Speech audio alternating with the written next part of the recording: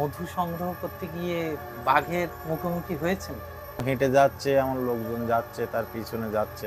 অনেক সময় দেখা যাচ্ছে নৌকার সামনে দিয়েও পার হয়ে যাচ্ছে। আর আপনি তো তখন নৌকোতে একা। আপনি একা যেহেতু ভর চালাচ্ছেন, একা মানে আপনার উপরে আক্রমণ হলে আপনাকে বাঁচানোর আর আশেপাশে কেউ নেই। উপরে বাঘ, জলে কুমির, সাপ, বিপদ যে কোনো মুহূর্তে। নমস্কার বন্ধুরা, আমরা এই মুহূর্তে রয়েছি উত্তর চব্বিশ পরগনার সুন্দরবন হেমনগর কোস্টাল থানার হেমনগর গ্রামে। আমি যে জায়গাতে বসে রয়েছি এর পাশেই রয়েছে রায়মঙ্গল নদী এবং নদীর ওপারেই সুন্দরবনের জঙ্গল। এই জঙ্গলে প্রচুর মানুষ নিয়মিতভাবে মাছ কাঁকড়া ধরার পাশাপাশি মধু সংগ্রহ করতে যান। তো আমরা এখন এমন একজন মানুষের সঙ্গে কথা বলতে চলেছি, উনিও জঙ্গলে মহলে যান, অর্থাৎ মধু সংগ্রহ করতে যান। তো মধু সংগ্রহের খুঁটিনাটি বিষয় সম্পর্কে ওনার কাছ থেকে আমরা সরাসরি জেনে নেব। শুরুতে জেনে নেব আপনার নাম। আমার নাম অচিন্ত মণ্ডল। সুন্দরবনের জঙ্গলে তো মধু সংগ্রহের জন্য পাস পাওয়া যায় নির্দিষ্ট সময়ের জন্য। হ্যাঁ, তো এটা কতদিনের পাস দেওয়া হয়? এটা প্রাথমিকভাবে 15 দিনের পাস দেয় ফরেস্ট থেকে। আচ্ছা, ওটা কিরকম সময় দেয়, মানে কি মাসে? বাংলা চৈত্র মাসের লাস্টের দিকে, আচ্ছা, চৈত্র মাসের এরকম 20-22 তারিখের দিকে দেয়। প্রতি বছর মনে হয় দ্বিতীয় পর্বে আর পাস দেয় না। প্রায় প্রত্যেক বছর দিয়েছে, কিন্তু এবছর দেয়নি দ্বিতীয় পাস। মানে পর্যাপ্ত মধু হয়েছে প্রথম। হ্যাঁ, তবে আর একটা বিষয় শুনছি যে সজনেখালি ফরেস্ট নাকি দ্বিতীয় পাস দিয়েছে। ওদের ওখানে 12খানা নৌকা ছিল। আচ্ছা এখন ওটা সঠিক খবর বলতে পারবো না, শোনা কথা যেহেতু। আচ্ছা, আপনাদের এটা Bagna? Bagna forest, Bagna office. Basirhat range, Bagna forest. আচ্ছা আচ্ছা, মধু সংগ্রহের বিষয়টা তো খুব জটিল প্রক্রিয়া। মানে লোকালয়ে মধু সংগ্রহ করা একরকম, আর বাদাবনের ভিতরে মধু সংগ্রহ, এ তো সাংঘাতিক একটা বিপজ্জনক কাজ। প্রচন্ড বিপজ্জনক কাজ, যেহেতু ওটা জঙ্গলের ভেতরে গিয়ে খোঁজ দেয় মধুটা। হুম। মধু খোঁজা মানে বাঘ খোঁজা। একদম ঠিক, কারণ সবার নজর থাকবে গাছের দিকে। গাছের দিকে। এবার কোথায় পাবো মধু, তো সেটা নির্দিষ্ট জায়গা নেই। হুম হুম, দেখা যাচ্ছে এবছর এক গাছে বসেছে চাক, হুম, দ্বিতীয় বছর হয়তো সে গাছে নাও বসতে পারে। তখন সাইডে খোঁজাখুঁজি করতে, আর ওটা গভীর বনেই থাকে, হুম, ঘন জঙ্গল, হুম। বিপদ। তো এক এক দলে মোটামুটি কতজন করে যান? তো 6জন থেকে শুরু করে ও 10জনও থাকে। আচ্ছা, এবছর 7জন থেকে শুরু করেছে। ও মানে বেশি লোক হলে একটু সুবিধা হয় সুবিধা সব। হয়, হ্যাঁ। সব দিনও পাওয়া যায় না, সব দিনও অনেক। এই বছর যেমন না, আমরা গিয়েছি হুম 5-6 দিন, মানে আমরা 13 দিন ছিলাম, হুম, তার থেকে 6 দিন আমরা কোনো মধুই পাইনি। বাবা, এরকমও হয়? এরকম অবস্থা আছে। অনেক আমরা loss। যাচ্ছি, আমাদের, হ্যাঁ, অনেক পার্টি আমাদের আগে কেটে গিয়েছে। ও, আপনারা সেটা বুঝতে পারেননি সেই? এবার সেখানে আমরা উঠে দেখি চাক, কাটা চাক। সেখানে কাটা চাকের ভিতর তার খোঁজা অসম্ভব ব্যাপার, কারণ পোকা আল মারে, পোকারও ঝাঁকুনি খুব। ম্যাক্সিমাম ওটা 15-20 দিন না হলে আর রস হয় না।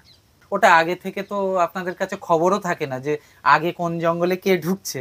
না, এরকম কোনো খবরও না, না। থাকে না? আমরা পরপর যাই, যেরকম প্রত্যেক বছর যে জঙ্গলে যাচ্ছি, এক একজনের একটা একটা জায়গা নির্দিষ্ট করা থাকে যে আমরা ওই জায়গায় যাব। চেনা জায়গা, চেনা যে জায়গা, ওই জায়গাতে চেনা গিয়েছিলাম জায়গা, গত বছরে। হ্যাঁ, সেখানে যাই, আচ্ছা চেনা জায়গা। এবার তার ভিতরে দেখাচ্ছে বিরোধী এক পার্টি ঢুকে গেল, ও এরকম হয় তো। আচ্ছা, এরকম হয় যে গত বছরে যে জায়গাতে চাক ছিল এবছরে সেই জায়গাতে চাক আছে? বেশিরভাগ এরকম? ক্ষেত্রে থাকে, আবার অনেক সময় থাকে না। দেখা যাচ্ছে এবছরে ওই যে চাকটা আমরা কেটেছি প্রথমে, হুম সেই চাক দ্বিতীয়বার আবার ওখানে যখন ওই বসে আছে, হুম, ওই চাকটা না কাটা হলে, ওই জায়গাটা পরিষ্কার না হলে ওরা বসে না। ও ওইভাবে থাম থেকে যায়, জলে পচে পচে কালো ফালো হয়ে যায়। ও যায়, দেখা যাচ্ছে সরে বসলো বা ডালের অপোজিট সাইডে বসলো। আচ্ছা আচ্ছা, মধু কাটার পদ্ধতিটা যদি একটু বলেন, মানে কিভাবে আপনারা ছাটা দেন? একজনের থেকে আরেকজনের দূরত্ব কতটা থাকে? একজনের থেকে আরেকজনের দূরত্ব আপনার মোটে না হলেও 30-40 ফুট বাবা, ডিফারেন্স। কমের ভিতরে, ওই বেশি হলে তার তার ডবলও হয়। হ্যাঁ, প্রত্যেক- এরকম ঘুরে ঘুরে ঘুরে ঘুরে ছাটা দিতে হয়। সোজা তো আর গেলে পাওয়া যাবে না। দেখা যাচ্ছে এই গাছ এই সোজা, ও গাছ হয়েছে, একটু চিকে মারতে হয়, চিকে ছাটা বলে। আচ্ছা আচ্ছা, যার চোখে প্রথম চাক পড়বে তিনি একটা সংকেত দেবেন। হ্যাঁ, কি বলে আপনারা সংকেত দেন? ও একটা ধর্মীয় ভাষায়, ওই কেউ আল্লাহ আল্লাহ বলে, আবার হ্যাঁ। মুসলিমরা অনেকে অনেক ভাষায় বলে। আমরা আচ্ছা। হিন্দুরা আল্লাহ আল্লাহ বলি। ও মধু কাটতে গিয়ে, মধু কাটার ক্ষেত্রে, আচ্ছা যেহেতু আচ্ছা, মা বোন বীর নাম করে আমরা জঙ্গলে উঠি, হ্যাঁ। ধর্মটাই বড় মনে করা হয়। এবার ওই আওয়াজটা পেলে সবাই চাকের ধারে চলে এলো। তারপরে ওর ওই যে কুই দেয় বলে না, হুম। কুই দেয়, হুঁকি বলে, কুই দেয় দিলে তারপরে কি সংবাদ, এই মধু পেয়েছি, মানে চাক পেয়েছি, কাটতে হবে এই। আচ্ছা আচ্ছা। তখন ওই হেতাল পাতা ভেঙে হ্যাঁ। ওই বুলেন করা হয়, আচ্ছা, নিয়ে ওটাকে ওটা কি চাক দেখার পরে বুলেন চাক করা চাক হয় না চাক দেখার পরে আগের থেকে বুলেন আর রেডি করা থাকলে সুবিধা হয় তো? বুলেন রেডি করা থাকে। হ্যাঁ। অনেক জঙ্গলে দেখা যাচ্ছে হেতাল গাছ নেই, ও, সেখানে কাছাকাছি, কিছু হ্যাঁ, সেখানে নিয়ে যেতে সুবিধা হয় ওই কাছে বুলেনটা রেখে হুম। এবার ওই বুলেনটা ধরিয়ে ধোঁয়া করা হয়, পোকাগুলো আস্তে আস্তে চাকের থেকে উড়ে যায়। হুম। তখন ওর ওই চাকের সবটা কিন্তু মধু থাকে না, হ্যাঁ। চাকের বাচাগুলো থাকে এক সাইডে আর ওই হ্যাঁ। মধুটা থাকে এক সাইডে, হ্যাঁ। তখন ওই মধুটা কেটে নেওয়া হয়। দলে তো অনেক সদস্য থাকে, আপনার কাজটা কি থাকে? আমি ওই নৌকায় কাজ করছি, নৌকায় রান্না বান্না নৌকাদের ও, সঙ্গে নিয়ে ভর যাওয়া। চালানোর কাজটা হ্যাঁ হ্যাঁ, আপনার থাকে। এক কথায় ভুড়ো বলে। খাওয়া দাওয়া সম্পূর্ণ দায়িত্ব আমার উপর থাকে। তাও তো যথেষ্ট চাপের ব্যাপার। সবার থেকে চাপ তার। অতগুলো লোকের ওই রান্না বান্না করতে হবে, এবার ওদের সঙ্গে নৌকা বেয়ে নিয়ে যেতে হবে, ওরা উপর থেকে মধু নিয়ে আসবে, হুম। ওই মধুগুলো আবার একটা আলাদা পাত্রে ঢেলে রাখতে হবে, হুম। রেখে এবার ওই নৌকায় জল ফল হয় শেষায়, এবার ঝড় হচ্ছে, স্রোতের অপোজিটে পড়ে যাচ্ছি, নৌকা সেই। একা একা বেয়ে নিয়ে যেতে হবে। যে রুট দিয়ে যাচ্ছে আপনাকেও সেই সঙ্গে সঙ্গে নৌকো এগিয়ে নিয়ে যেতে ওরা হবে। ওরা দেখা যাচ্ছে একটা খাঁড়ি পড়ছে, হুম। খাঁড়ির বাঁ পার হোক ডান পার হোক ওটা উঠলো, হুম। ওটা ওরা পরপর লোকগুলো সাজিয়ে যায়, এরম লেভেলে যাবে, আর আমার ওই খাঁড়ি দিয়ে নৌকা নিয়ে যেতে হবে। অনেক ক্ষেত্রে জল থাকে না, সে খাঁড়িতে আমার একা বসে থাকতে হয়। বাবা, আর শুনেছি যে ভর চালায় তার কাছে একটা শিঙে থাকে, হ্যাঁ আপনার কাছে শিঙে আছে? হ্যাঁ হ্যাঁ হ্যাঁ। ও, মানে ওটা কি সংকেত দেওয়ার ও জন্য দেখা যে? যাচ্ছে ওরা ওই ছাটা দিতে দিতে মানে মধুর খোঁজা রেতে গিয়ে দেখা যাচ্ছে অনেক দূরে চলে গেল, হুম হুম। আমি ওই নৌকার থেকে হুঁকি দিই, দেখা যাচ্ছে শোনা যাচ্ছে না, অনেক সময় পথ হারিয়ে যায়, আচ্ছা, ওই শিয়েটা বাজালে ওই শিয়ের ওই আওয়াজ আন্দাজ করে করে আবার অনেক নৌকার দূর দিকে। থেকে ওই আওয়াজটা হ্যাঁ শোনা যায়। হ্যাঁ।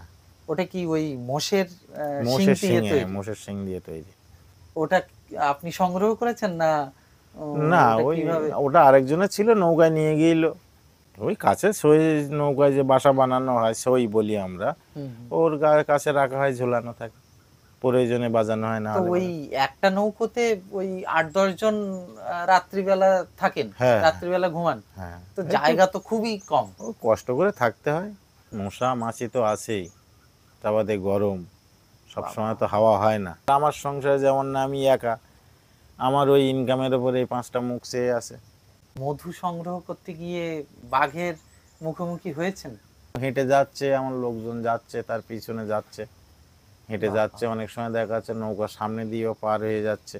আর আপনি তো তখন নৌকোতে একা, আপনি একা যেহেতু ভর চালাচ্ছেন, একা। মানে আপনার উপরে আক্রমণ হলে আপনাকে বাঁচানোর আর আশেপাশে কেউ নেই। এখন সেটা সম্পূর্ণ নিয়তির খেলা, কিচ্ছু করার নেই। ছইয়ে তাও তো মানে ও ছইটই কোনো ওসব দরজা বা কোনো কিছুই না নেই। না না, ছইয়ের দরজা নিরাপত্তা বলতে ও ওই হাওয়ায় তো ছয়ে যে পেপার দেওয়া, পেপারটাও তুলে রেখে দেওয়া হয়, ঝড়বেলা কি করবো, প্রচন্ড রৌদ্র, এদিকে ঝড়, কোন দিকে সামালো, ওই পেপার দিলে তো আরো নৌকা একদম বেয়ে উঠতে পারবো না। আপনি একা আছেন আর সামনে দিয়ে বাঘ খাল পার হয়ে চলে গেল। চলে যাচ্ছে, ওই মা ভরসা, মানে বন্ধু ভরসা করে চলি, বাবা, ধর্মের উপরে বিশ্বাস রেখে চলি। বাবলেরা তো থাকে নিশ্চয়ই আপনাদের হ্যাঁ দলে, হ্যাঁ। আপনি জানেন মন্ত্রতন্ত্র? এখন আমি নৌকায় থাকি বলে আমার ব্যাপারটা আলাদা, এবার যারা উপরে আছে তাদের ভিতরে আছে লোকজন, মানে বাউলে আছে, আচ্ছা। এবার উনি যখন ওই মাল করেন হ্যাঁ। তখন মানে একজন করলে আর কারোর করতে নেই, এটা অসুবিধা হয়, আচ্ছা, বিপদ হয়, বা দরকারও পড়ে না। দরকারও পড়ে না। এবার বেশিরভাগ আমরা এই যে মা বন্ধুর মতে জঙ্গলে চলি, এটাকেই ভরসা করি বেশি, তারপরে মনের একটা জোর। কিন্তু বিপদ যে কোনো মুহূর্তে যে কোনো সময় বিপদ হতেই পারে। উপরে বাঘ, জলে কুমির, সাপ, বিপদ যে কোনো মুহূর্তে। বিষধর সাপও তো হ্যাঁ। রয়েছে প্রচুর। আর যেহেতু মধু খোঁজা মানে তো হেঁটে হেঁটে হেঁটে পুরো খুঁজতে হয়, হাঁটতে হয়। মানে সাপের ভয়ও। হ্যাঁ, জঙ্গলে থাকে সাপ তো, প্রচুর। গাছের কাছে সাপ আছে, বিষাক্ত বিষাক্ত সাপ। সিজনের প্রথমে খলসি ফুলের মধুটা পাওয়া যায়, হ্যাঁ, খলসি ফুলের মধু, ওটা সুস্বাদু হয়। সুস্বাদু বলতে মধু প্রায় একই, তো ওটা ওই একটু সাদা হয়, আচ্ছা। দেখা যাচ্ছে ওই সব হেতাল ফুল, খলসি ফুল আছে সাদা, এর রসগুলো সাদাটে মতো। ওটা একদম প্রথম ফুল, প্রথম ফুল আর প্রথম মধু বলা যায়। তারপরে কেওড়া আছে, গরান আছে, ওগুলো পর পর পর পর ওগুলো গর্জন, মিক্সড হতে কাঁকড়া, থাকে। হ্যাঁ মিক্স হতে থাকে। আচ্ছা আচ্ছা। নিয়ম কি আছে, মানে মধু আপনারা যা সংগ্রহ করবেন সব ফরেস্ট অফিসকে দিতে হয়? হ্যাঁ, ফরেস্ট অফিস আগে একটা নিয়ম করে দিল যে মাথা পিছু 50 কিলো করে দিতে হবে। আচ্ছা আচ্ছা। তো অফিসে দিলে একটা সুবিধা কি, এককালীন পয়সাগুলো পাওয়া যায়। আর এখন তো খুব আনন্দের খবর একটা বা গর্বেরও বিষয় যে সুন্দরবনের মধু জিআই ট্যাগ পেয়েছে। এই খবর তো আপনারা শুনেছেন নিশ্চয়ই। না, আমরা হ্যাঁ। এটা আপনার মুখেই শুনলাম, আমরা হ্যাঁ। এখন শুনিনি। আমরা ওই কিরকম, আমরা তো অ্যাকচুয়ালি ফরেস্টের জোন খাটতে যাই ওটা। যে কোম্পানি অকশন নিচ্ছে যে আমার এত কুইন্টাল মধু দরকার, ওদেরই আমরা জোন খাটতে যাচ্ছি। আচ্ছা যে আচ্ছা। বাড়ি বসে কি করব 15-16 দিন, যায় যদি 20-30 হাজার টাকা হয় হুম, এই। হুম, হুম। আর ওই জিনিসগুলো তো কাটারই প্রয়োজন, না কাটলে তো নষ্ট হয়ে যাবে। সেই সেই। আমরা ভিডিওটি এখানে শেষ করছি। সুন্দরবন জঙ্গল থেকে মধু সংগ্রহের পদ্ধতি সম্পর্কে আমরা বিশদে জেনে নিয়েছি। ভিডিওটিতে অবশ্যই লাইক করবেন, কমেন্ট করবেন আর চ্যানেলটি সাবস্ক্রাইব করে পাশে থাকবেন। সবাই ভালো থাকবেন, সুস্থ থাকবেন। নমস্কার।